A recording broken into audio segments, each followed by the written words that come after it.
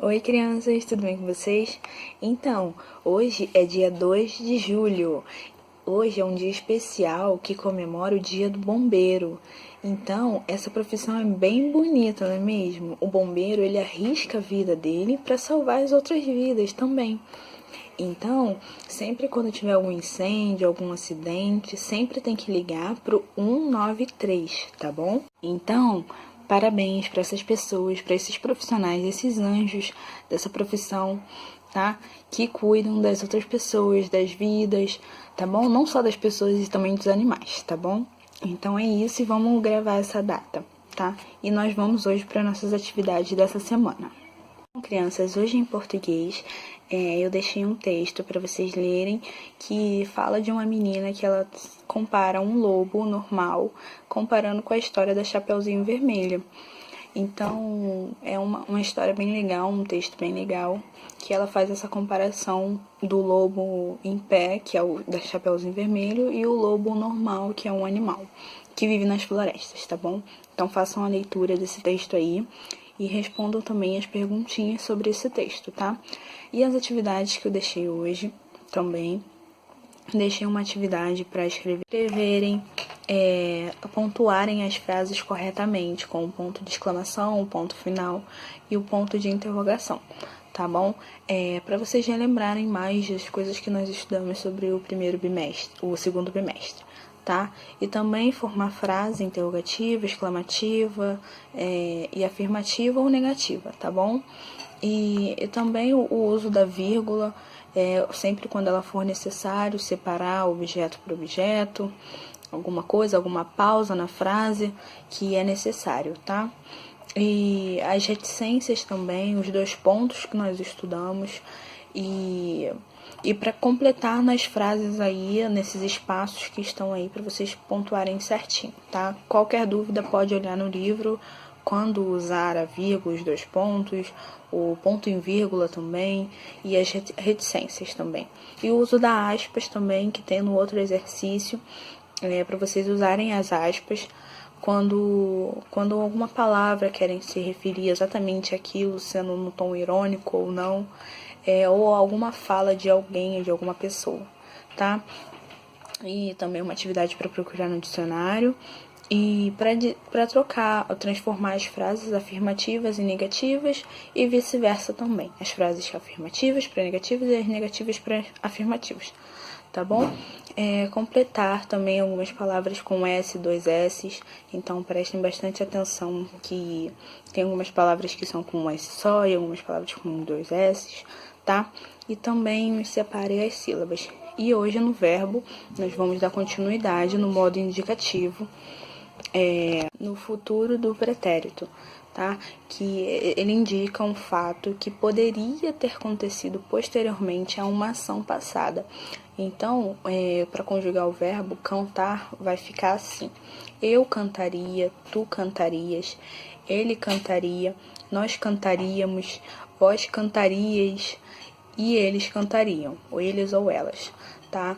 Então, façam aí para vocês conjugarem o verbo pular, tá?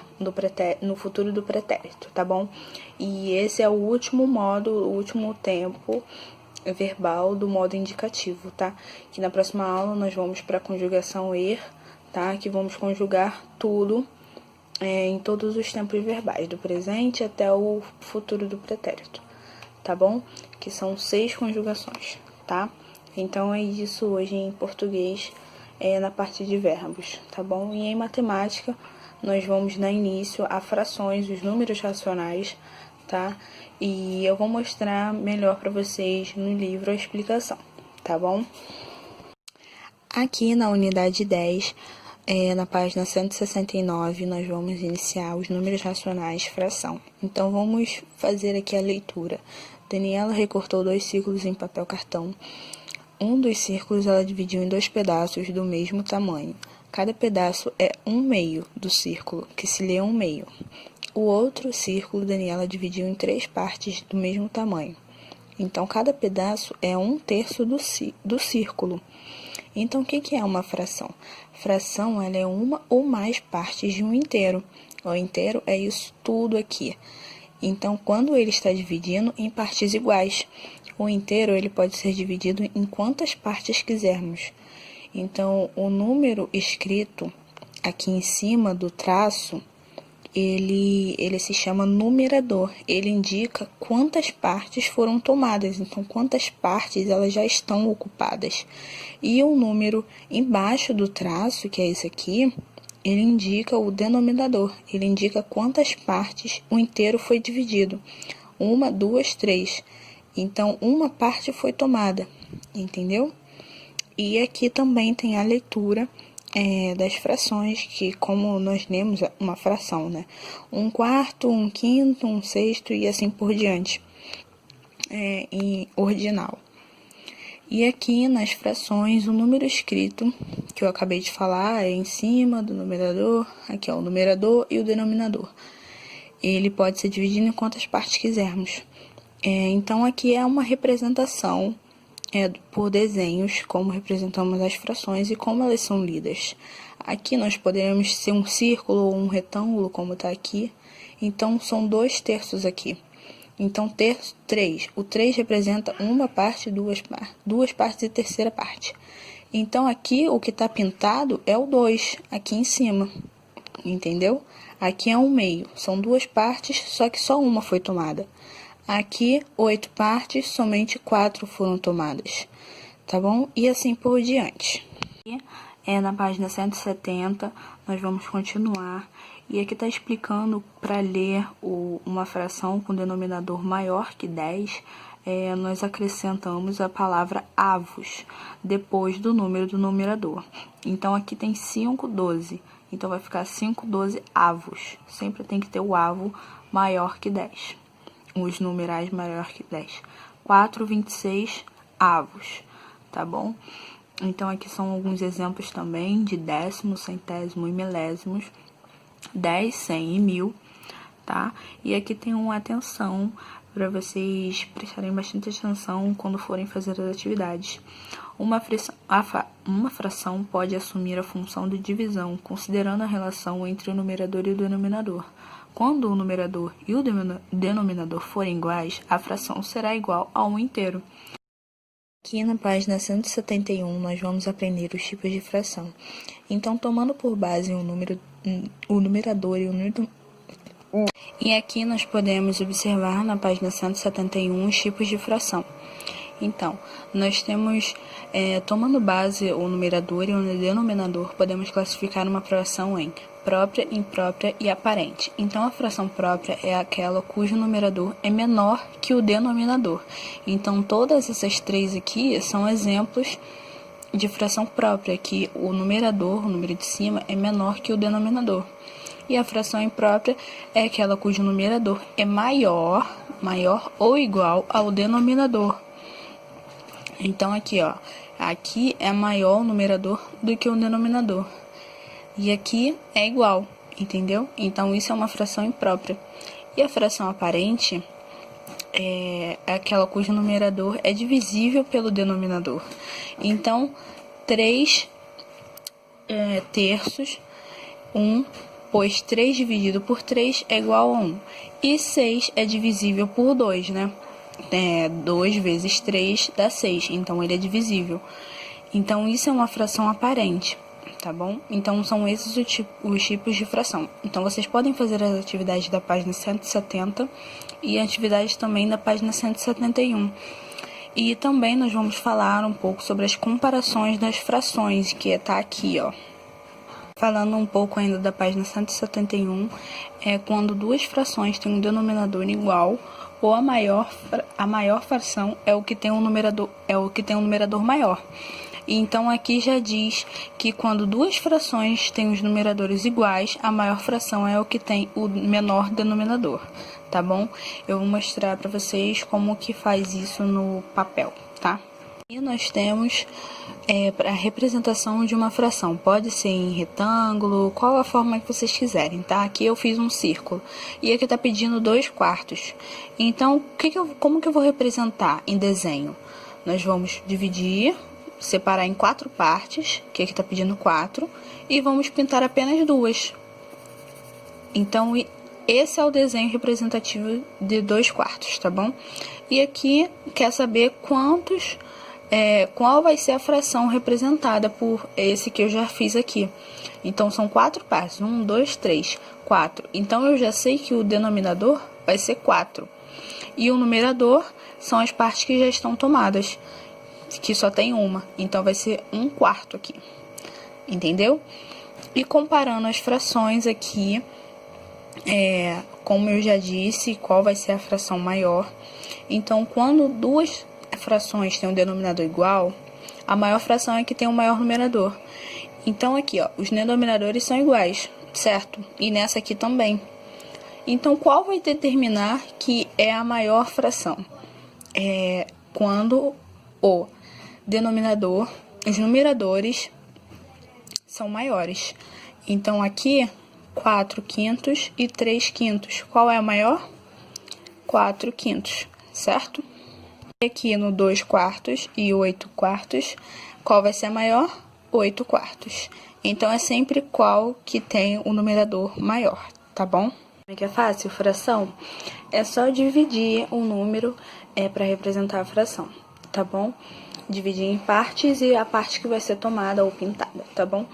Então, façam as atividades da página 170, 171 até 172, tá bom? E também eu deixei algumas atividades para complementar essas do livro, tá? Para classificar, para colocar o símbolo de maior e menor, tá bom? E para desenhar também, representar as frações, tá? Nada difícil também. E também eu deixei um arma-efetue para vocês calcularem a multiplicação e a divisão, tá? Com 2 números. E hoje em Ciências também nós vamos relembrar a nossa unidade 3, que deu início ao segundo bimestre, que hoje, esse mês, nós só vamos focar no segundo bimestre, tá? Que já fizemos um relembrando do primeiro, então nós vamos fazer agora do segundo bimestre. Então, na unidade 3, ela fala sobre o quê? Fala sobre o ar. Então, o ar ele é indispensável, como eu já disse nas outras aulas, para a maioria dos seres vivos, por causa da respiração principalmente, e também das plantas, dos seres humanos e dos outros animais também. Por ser uma mistura muito gasosa, o ar ele é muito leve, e quando ele está limpo, livre de poluição, ele é incolor, inodoro e insípido. Então, o ar fica mais limpo nas praias, nos campos, quando está sem a poluição da cidade, poluição sonora, tá bom? Então, a camada de ar é que envolve a Terra, que envolve a atmosfera também, tá? E pode observar isso na página 257 até a página 260, que também tem as atividades aí sobre o ar, falando sobre o gás, oxigênio, carbônico, o nitrogênio também, tá? Então, vocês podem dar uma relembrada aí, e também uma atividade de verdadeiro ou falso, tá? Então, prestem bastante atenção nisso.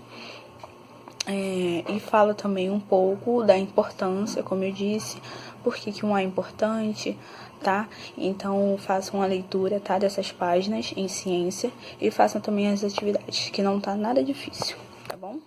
E já em geografia, nós também vamos falar da unidade 3, vamos relembrar um pouquinho a unidade 3 na página 330 e até a página 331, que fala sobre a orientação pelo Sol e pela Lua. Então, para a gente se orientar quando está perdido numa floresta assim, a orientação, se tiver de dia ou se tiver à noite, nós podemos nos orientar pelo Sol ou pela Lua. Então, é uma ação para determinar a posição, tendo como referência os pontos cardeais. Quais são os pontos cardeais? Norte, Sul, Leste e Oeste.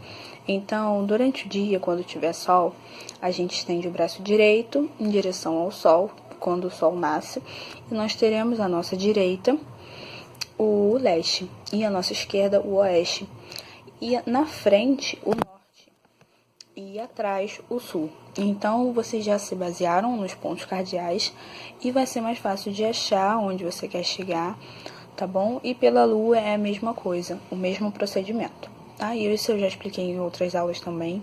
E deixei as atividades aí para vocês responderem também sobre esses pontos cardeais, tá? E falando um pouco da Lua também, que ela é o satélite natural da Terra. E também fala na outra página 331 sobre um aparelho que foi inventado pelos chineses para também usar para se localizar como orientação, que é a bússola. Como eu já expliquei também, a bússola tem uma agulha magnética que a ponta ela é colorida e ela está sempre voltada para o norte, e o que possibilita as pessoas também, os usuários, para usar a bússola, a não se perderem em direção à floresta, por exemplo, como está escrito aí na página 331. E também tem a imagem de uma bússola aí, tá? Então, esse é um aparelho criado pelos chineses há mais de 100 anos atrás, centenas de anos, tá bom? Então, é isso que nós vamos relembrar essa semana em geografia, tá? E também embaixo, que eu esqueci de falar, tá um para saber mais, equinócios. O que são equinócios? Então, o Sol ele nem sempre nasce exatamente no ponto leste. Então, isso só ocorre 2 vezes por ano. Então, esse fato ocorrido se chama equinócio, quando só aparece o Sol nem sempre no lado leste, tá? O Sol nasce mais à direita ou mais à esquerda. Então, na linha do horizonte também. E essa variação se deve ao movimento Terra em torno do Sol. Então, só 2 vezes por ano, tá bom? Então, é isso em geografia. E em história também, nós vamos para a unidade 2, relembrar um pouquinho da unidade 2, que fala sobre o primeiro reinado de Dom Pedro I, que foi o imperador do Brasil, e depois da proclamação da independência também. E nos primeiros anos, como já expliquei, foi com muita dificuldade, tiveram muitas revoltas, muitas questões políticas, econômicas também, e principalmente pelo autoritarismo de Dom Pedro I. E foi por isso que, depois de 9 anos nessa luta, nesse império, ele abdicou o trono após 9 anos. Então, aí depois fala sobre a Constituição de 1824, a unidade 2 está na página 392, tá? Para vocês relembrarem aí e responder, completar, né, as frases aí. E também marque um verdadeiro ou falso, para vocês olharem até a página 394, tá? Que é a Constituição de 1824, que foi a primeira Constituição brasileira, que foi ortogada em 25 de março de 1824. Então, tiveram várias características também.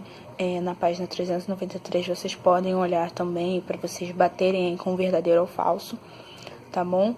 E já na página 394 fala um pouco de outras constituições que tiveram após 1824 até as constituições de 1988, tá? Então vocês vão olhando cada ponto da Constituição, tá? E também tem uma comparação para vocês fazerem sobre a Constituição de 1824 e a Constituição de 1937. Então, vocês vão procurar aí o que elas têm de semelhante, tá? Nessa página 394.